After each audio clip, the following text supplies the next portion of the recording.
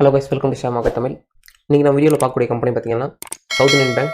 நம்ம சேனலுடைய சப்ஸ்கிரைபர் கேட்ட மாதிரியே அவருக்காக இந்த வீடியோ மேக் பண்ணுறோம். ஓகே, இந்த சவுத் இந்தியன் பேங்க் பார்த்தீங்கன்னா என்ன பிஸ்னஸ் பண்ணுறாங்க அப்படின்னு சொல்லிட்டு ஒரு பேசிக்கான இன்ஃபர்மேஷன் பார்த்துட்டு அதுக்கப்புறம் இதனுடைய ஃபண்டமெண்டல்ஸ் போவோம். ஓகே, ஃபஸ்ட்டு இவங்க என்ன பிஸ்னஸ் பண்ணுறாங்க? பேங்க்னா என்ன அப்படின்னு சொல்லிட்டு ஒரு ஷார்ட்டாக ஒரு சின்ன எக்ஸ்ப்ளனேஷன் கொடுப்போம். நாம் போய் பேங்க்கில் சேவ் பண்ணும்போது ஒரு 6% நார்மலாக சேவிங்ஸ் அக்கௌண்ட்டில் வைக்கிறோன்னா ஒரு 2% 1% கிட்ட நமக்கு இன்ட்ரெஸ்ட் கொடுப்பாங்க. அதாவது நம்ம ஒரு 100 ரூபா போடுறோன்னா ஒரு ரூபா 2 ரூபா நமக்கு இன்ட்ரெஸ்ட் கொடுப்பாங்க. அதுவே நமக்கு ஒரு ஆத்திரம் அவசரம் அப்படின்னு சொல்லிட்டு போய் ஒரு கடன் வாங்கும்போது 12லேருந்து ஒரு 24 வரைக்கும், அதாவது ஒரு வருஷத்துக்கு இவ்வளோ பர்சன்டேஜ், அதே 100 ரூபாயை அவங்க நமக்கு கொடுத்துட்டு வருஷத்துக்கு வந்து நீங்கள் ஒரு 12 ரூபா கொடுத்துருங்கப்பா இதுக்கான இன்ட்ரெஸ்ட்டாக, அசல் என்னமோ 100 ரூபா அப்படியே தான் இருக்கும். அந்த 12 ரூபாயை வாங்கி நமக்கே 1 ரூபா கொடுப்பாங்க. அதாவது எதுக்காக? நம்ம ஏற்கனவே போட்டு வச்சிருந்தாலும் அந்த 100 ரூபா, அந்த 100 ரூபாய்க்கு இன்ட்ரெஸ்ட் வந்து வருஷத்துக்கு 1 ரூபா கொடுத்துருவாங்க. மீதி இருக்கிற 11 ரூபாயை லாபம் பண்ணக்கூடிய கம்பெனி தான் இந்த மாதிரி பேங்கிங் செக்டர் எல்லாமே. ஓகே, பேங்க்கை பற்றி உங்களுக்கு ஈஸியாக புரிஞ்சிருக்கலாம். நம்மளுடைய காசை நம்மக்கிட்ட இருந்து வாங்கி நமக்கே கடனாக கொடுத்து அதுலேருந்து வரக்கூடிய லாபத்தில் ஒரு சின்ன பிசுறு மட்டும் கொடுப்பாங்க. இதுதான் பேங்க். இப்படி தான் பேங்க்குடைய ப்ராஃபிட் இருக்குது. ஓகே, ஃபஸ்ட்டு இப்போது சவுத் இந்தியன் பேங்க். இதுலேயே நிறைய விஷயம் இருக்குது. சவுத் இந்தியா, நார்த் இந்தியா வேறு. இப்போ நம்ம பார்க்குறது வந்து சவுத் இந்தியா, அதாவது கீழே இருக்கக்கூடியது, இந்தியாவுடைய கீழே. இந்த இடத்துல இருக்கக்கூடிய மேக்ஸிமம் ஏரியாவை கவர் பண்ணி வச்சுருப்பாங்க. சவுத் இந்தியாவிலேருந்து ஆக்டிவாக இருக்கும் இந்த பேங்க். அதனால் இந்த பேங்க்குடைய பேரே சவுத் இந்தியன் பேங்க் அப்படின்னு சொல்லி போட்டிருக்காங்க. ஓகே, இதனுடைய பிரான்ச்சஸ் வந்து எவ்வளோ இருக்குது? 877 பிரான்ச்சஸ் வந்து வச்சுருக்காங்க. இது வந்து ஓரளவுக்கு ரீசனபிளான பிரான்ச் தான். ஓகே, சவுத் இந்தியானா இது போதும். அதாவது ஒரு சின்ன பேங்க் வந்து இவ்வளோ பிரான்ச் வச்சுருக்கிறது நல்ல விஷயம் தான். எவ்வளோ ஏடிஎம்ஸ் வச்சுருக்காங்க? 1443 ஏடிஎம்ஸ் இருக்குது. அதாவது சவுத் இந்தியன் பேங்க்குடைய ஏடிஎம்ஸ் இவ்வளோ இருக்குது. 55% கிட்ட வந்து கேரளாவில் ரொம்ப ஆக்டிவாக இருக்காங்க. அதெல்லாம் சும்மா சொல்லிட்டு இருப்பாங்க, ஒன்றும் பிரச்சனை கிடையாது.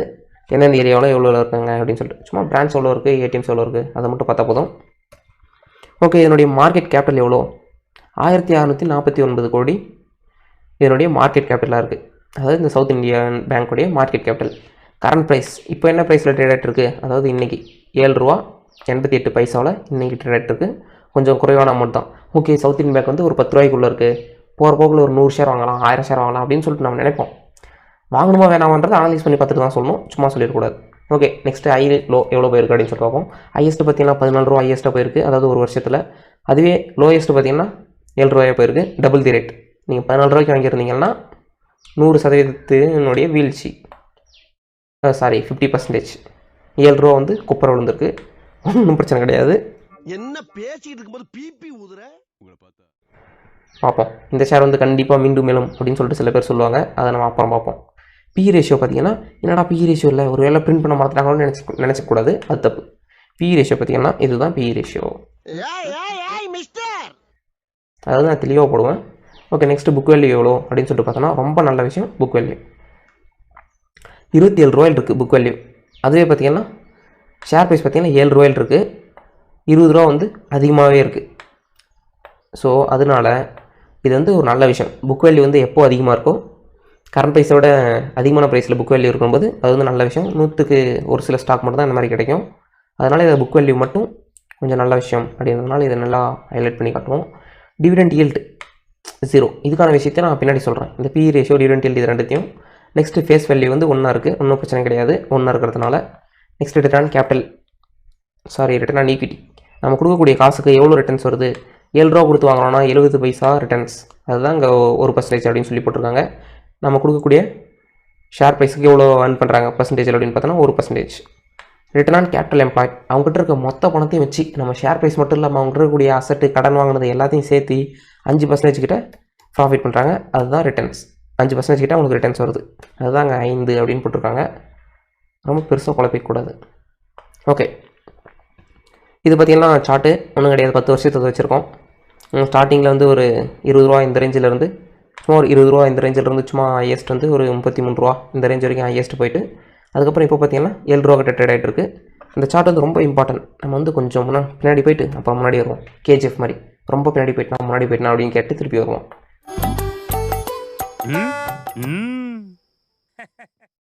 ஒன்றும் கிடையாது. ப்ரோஸ், இந்த கம்பெனியை நான் ஏன் வாங்கணும் அப்படின்றதுக்கான காரணங்கள் ரொம்ப இருக்குது. பாருங்கள், இவ்வளோ காரணங்கள் இருக்கிறதுனால இந்த கம்பெனியோட ஷேர் வந்து நம்ம வாங்கணும். 1000 தான் இது சொல்கிறதுனாலாம் பார்க்க முடியாது. ஓன் அனலைஸ் பண்ணி பார்ப்போம். உங்களுக்காகவே ஃபுல்லாக அனலைஸ் பண்ணி காட்டுறேன். புக் வேல்யூ வந்து நல்லா இருக்குன்னு நம்ம ஆல்ரெடி சொல்லியிருந்தோம். அதே தான் இங்கேயும் ஒரே ஒரு புக் வேல்யூ நல்லாயிருக்கு. கெட்ட விஷயம் எவ்வளோ இருக்குது அப்படின்னு சொல்லிட்டு பார்த்தீங்கன்னா ரொம்ப குறைவாக இருக்குது. பார்த்துக்கோங்க. இது வந்து என் வாயால் நான் சொல்ல விரும்பல, நீங்களே படித்து பார்த்துக்கோங்க வீடியோ பாஸ் பண்ணிட்டு. ஏன்னா 1-2 கிடையாது, எக்கச்சக்கமாக இருக்குது.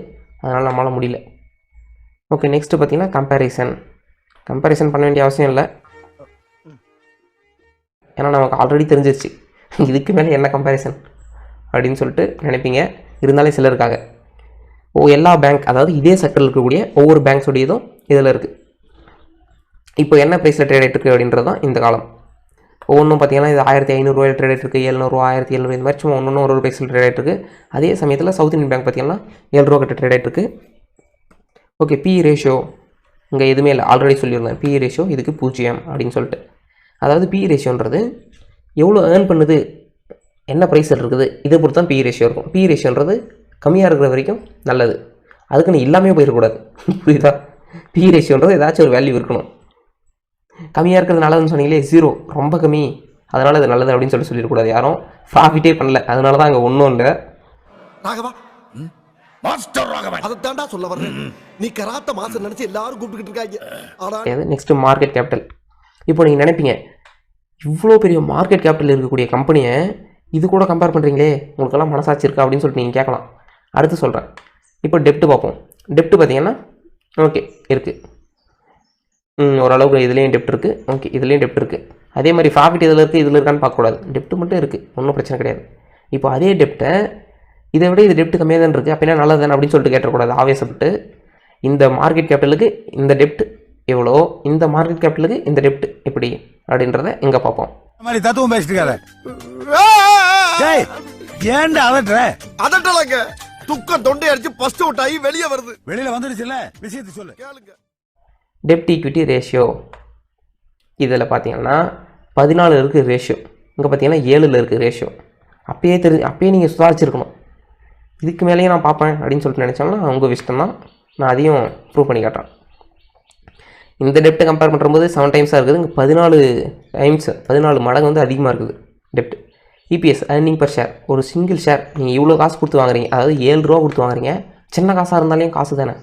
7 ரூபா கொடுத்து வாங்கக்கூடிய ஒரு ஷேர் ஒரு வருஷத்துக்கு எவ்வளோ ஏர்ன் பண்ணுதுன்னா 1 ரூபா ஏர்ன் பண்ணுது அப்படின்னு சொல்லிட்டு நினைப்பீங்க. அது கிடையாது. இப்போ 7 ரூபா கொடுத்து வாங்கின ஷேர் இப்போ இது வந்து 1 ரூபா மைனஸ் பண்ணுறாங்க, 6 ரூபா. நீங்கள் இதுக்கு 1 ரூபா கொடுக்கணும்.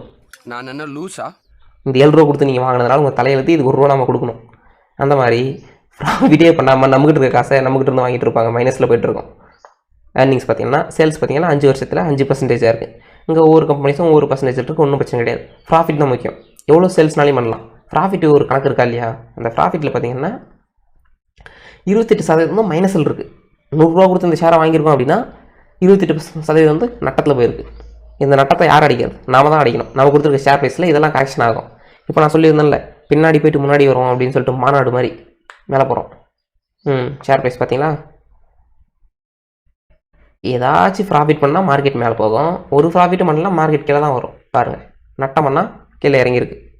இதை இன்னும் டீட்டெயிலாக பார்க்கணும் அப்படின்னா மறுபடியும் பின்னாடி போய்ட்டு தான் நம்ம முன்னாடி வரணும். 5% கிட்ட 27% மைனஸ் பண்ணியிருந்தா ஷேர் ப்ரைஸ் நாங்கள் கன்டினியூஸாக கீழே விழும்.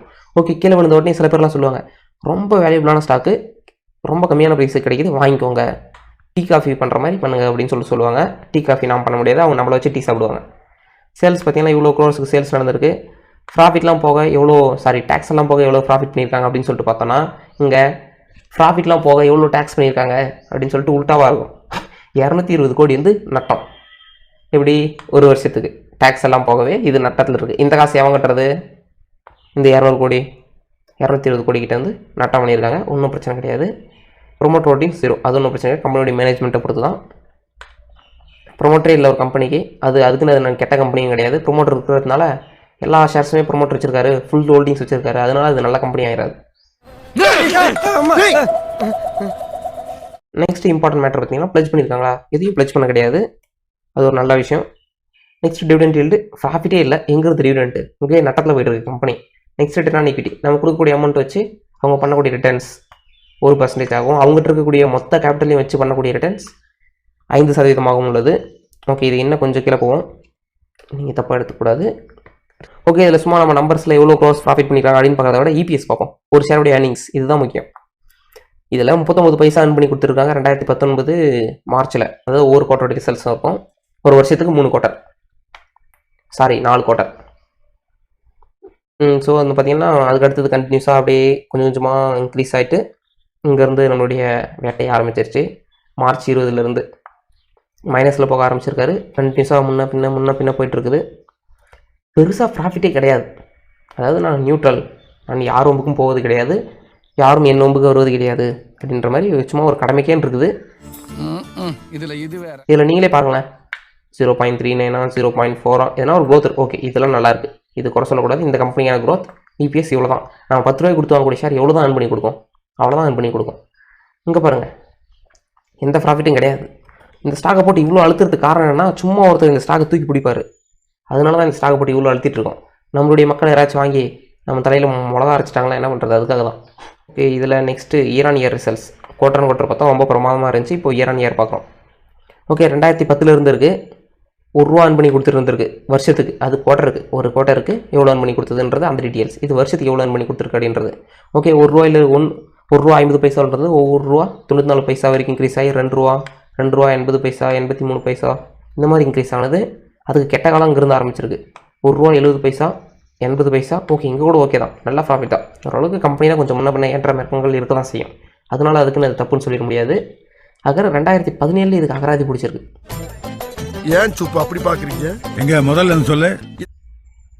அகராதி பிடிச்ச ஷேர் நம்ம கேள்விப்பட்டிருக்கோம். இப்போ தான் நமக்கு அதுக்கான உண்மையான அர்த்தமே புரியுது. இந்த வார்த்தை எனக்கு திடீர்னு கிடைச்சது. நான் இது முன்னாடி கண்டென்ட்லாம் கிடையாது. இந்த அகராதி பார்த்தீங்கன்னா இங்கே ₹2.18 இங்கே 88 ஆகிடுச்சு. அதுக்கடுத்தது 37, அதாவது ₹1.37, அதுக்கப்புறம் வெறும் 58 பைசா 30 பைசா. இப்போ பார்த்தீங்கன்னா 0.30 வந்து நிற்கிது. இப்போது இங்கே 2017 கொஞ்சம் கொஞ்சமாக அடிவில் ஆரம்பிச்சிருக்கு இந்த ஷேருக்கு. 2016 அடிவில் ஆரம்பிச்சிருக்கு.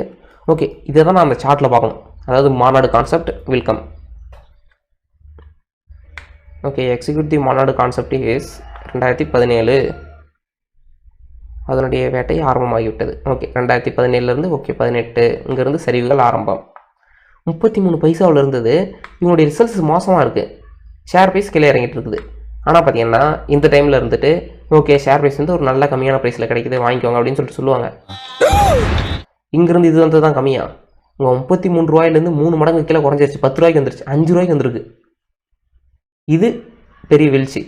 இப்போது உங்கள் கம்மியான ப்ரைஸில் கிடைக்குது, வாங்கிக்கோங்கன்னா வாங்கி என்ன இதுதான் ப்ராஃபிட்டா? இங்கேருந்து விழுந்ததுக்கான என்ன காரணம்? அந்த காரணம் நான் ரெக்கவரே ஆகலையே. இப்போது ஷேர் ப்ரைஸ் வந்து கண்டினியூஸாக மரணமான ஃபால். இந்த ஃபாலுக்கான ரெக்கவரி வந்து வரணும். ஷேர் ப்ரைஸ் வந்து ஓரளவுக்கு நல்ல ப்ராஃபிட் கொடுக்கணும், கொஞ்சம் கொஞ்சமாக கம்பெனி வந்து க்ரோத் ஆகணும், அவங்களுடைய டெப்ட் குறையணும். இதில் தான் ஒரு கம்பெனி வந்து மேல் நோக்கி போகிறதுக்கான ஒரு சைன். இந்த எந்த சைனும் இல்லாமல் டீ காஃபி குடிங்கன்னா எங்கேருந்து டீ காஃபி குடிக்கிறது? ஓகே, நெக்ஸ்ட்டு இந்த காலம் பார்ப்போம். இது திடீர்னு மாட்டுச்சு. ஓகே, இது பார்த்திங்கன்னா ரிட்டர்ன் ஆன் ஈக்விட்டி. நம்ம கொடுக்கக்கூடிய அமௌண்ட்டுக்கான எவ்வளோ ரிட்டர்ன்ஸ் வருது பர்சன்டேஜில். 2010 17% கொடுத்துருக்கு, நல்ல பர்சன்டேஜ். இவ்வளோ பெரிய ரிட்டர்ன்ஸ் வந்து கொடுக்க முடியாது ஈஸியாக. அதுக்கடுத்து 18 20%ஆகவும் இருந்திருக்கு. அதுக்கப்புறம் இங்கேருந்து விழ ஆரம்பிச்சிருக்கு. அதாவது 2013 கொஞ்சம் கொஞ்சமாக குறைய ஆரம்பிச்சிருக்கு. மேபி ஏதாச்சும் சம் ப்ராப்ளம் இருக்கலாம். கடன் தொல்லை, பேங்க்குக்கே கடன் தொல்லை பார்த்துக்கோங்க. நமக்கு தான் பேங்க்கில் தொல்லையாக இருக்கும், இப்போ பேங்க்குக்கே கடன் தொல்லையாக இருக்கும். கொஞ்சம் விலைக்கு நான் பார்க்குறேன். அதுக்கப்புறம் கண்டிப்பாக 2013 கொஞ்சம் கொஞ்சமாக குறைய ஆரம்பிச்சு இப்போ நம்ம கொடுக்கக்கூடிய அமௌண்ட் வச்சு எவ்வளோ earn பண்ணுறாங்க? 1% earn பண்ணுறாங்க. ஓகே, இது எப்போ? அடுத்த குவார்ட்டருக்கு வந்து ஒரு 2% ஆகும். அதுக்கு அடுத்த குவார்ட்டருக்கு 2.5 சம்திங். இந்த மாதிரி ஏதாச்சும் ஒரு க்ரோத் இருந்தால் ஓகே இந்த கம்பெனி வந்து கொஞ்சம் கொஞ்சமாக ஒரு டெப்ட்டை குறைக்கிறாங்க அப்படின்னு ஏதாச்சும் ஒரு சைன் தெரிஞ்சால் தான் ஸ்டாக் இன்வெஸ்ட் பண்ண முடியும்.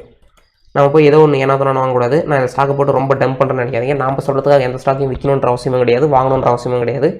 சொந்தமாக ஓனாக அனலைஸ் பண்ணி பாருங்கள். இது என்னுடைய பாயிண்ட் ஆஃப் வியூவில் நான் என்ன நினைக்கிறேன் இந்த ஸ்டாக்கை பற்றி அப்படின்றத மட்டும் தான் சொல்லிட்டு இருக்கேன். ஓகே, நெக்ஸ்ட்டு கீழே FIS DIS. ஓகே, ஒன்றும் பிரச்சனை கிடையாது. ப்ரொமோட்டருடைய ஹோல்டிங்ஸ் எவ்வளோ இருக்குது, ஷேர் ஹோல்டிங் பேட்டர்ன் இதுதான் பார்க்க போகிறோம். நம்ம ஆல்ரெடி பார்த்துருந்தோம் ப்ரொமோட்டர் ஹோல்டிங்ஸ் எதுவுமே கிடையாது அப்படின்னு சொல்லிட்டு. ஓகே, இந்த ஸ்டாக் யார் வச்சுருக்காங்க அப்படின்னு சொல்லிட்டு பார்த்தோன்னா ஃபாரின் இன்வெஸ்டர்ஸ் வச்சுருப்பாங்க. அதாவது நம்ம இந்தியாவில் இருக்கக்கூடிய இன்வெஸ்டர்ஸ் வச்சுருப்பாங்க, DIS. Next public. Foreign investors கிட்ட 24% கிட்ட இருக்குது. அவங்க பார்த்தீங்கன்னா அவங்க விஷயம் தெரிஞ்சவங்க 2019 எஸ்கேப் ஆகிட்டு இருக்காங்க. 7% வச்சுருக்காங்க 24 ஓகே, DIS பார்த்தீங்கன்னா 13 16 உயர்த்திருக்காங்க. 3% கிட்ட இன்க்ரீஸ் பண்ணியிருக்காங்க அவங்களுடைய ஹோல்டிங்ஸை. அதுக்கு அடுத்தது முக்கியமான விஷயம் பப்ளிக் 62 76 வரைக்கும் இன்க்ரீஸ் பண்ணியிருக்காங்க அவங்களுடைய ஹோல்டிங்ஸை. கொஞ்சம் கொஞ்சமாக இன்க்ரீஸ் ஆகிட்டு இருக்கு. அதாவது பப்ளிக்குடைய ஷேர் ஹோல்டிங் பேட்டர்ன். நீங்கள் ஏதோ ப்ராஃபிட் பண்ணிடுறாங்களோன்னு நினச்சிடக்கூடாது. அவங்களுடைய ஷேரை வாங்கியிருக்க அளவு தான். எப்போ எஃப்ஐஎஸ் எஸ்கே பார்க்குறாங்களோ அப்போ நம்ம தலையில் கட்டிட்டாங்க. டிஐஎஸ்னால் எஃப்ஐஎஸ் ப்ராஃபிட் பண்ணுறப்போ டிஐஎஸ் விற்றுருவாங்க. டிஐஎஸ் விற்கிறபோது அவன் வாங்கிப்பாங்க. அவங்களுக்குள்ளே ஏதோ ஒரு பணம் இருக்குது, புழக்கம் இருக்குது. அதுவே எஃப்ஐஎஸ் விற்கிறத நாம் பப்ளிக் வாங்கினா கடைசியாக நம்ம தலையில் மிளகா கண்டிப்பாக அரைப்பாங்க. ஒன்றும் பிரச்சனை கிடையாது. இந்த கம்பெனி அதுக்குன்னு வாங்க வேணாம்னு சொல்லல. இந்த கம்பெனி ஒரு நல்ல ப்ராஃபிட் பண்ணியிருக்கு, டெப்ட் குறையுது அப்படின்ற டைமில் இந்த கம்பெனியை நம்ம தேடி போய் வாங்கலாம்.